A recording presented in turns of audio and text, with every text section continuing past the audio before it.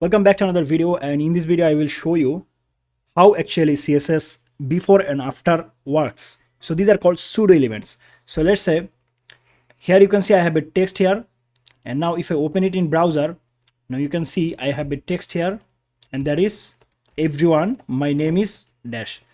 So I would say here, hello everyone, my name is Yamin. So how I actually can do this? So let me go to the head section, and here I will do CSS. So for the style I have to write here style tag. Set the style tag, I have to say okay h1, and I have to give 2 colon here to access the pseudo element, and here I have to say that before I have to mention here an attribute that is called content.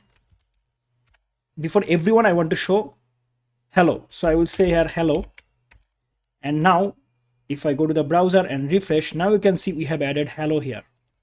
So when I said before, actually it added anything before, I mean at the very beginning of the text.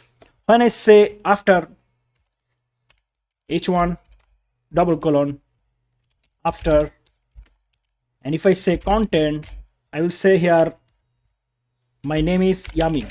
Now if I go to the browser and refresh, now you can see we have added Yamin after the text. So after actually work for the end and before for the very beginning.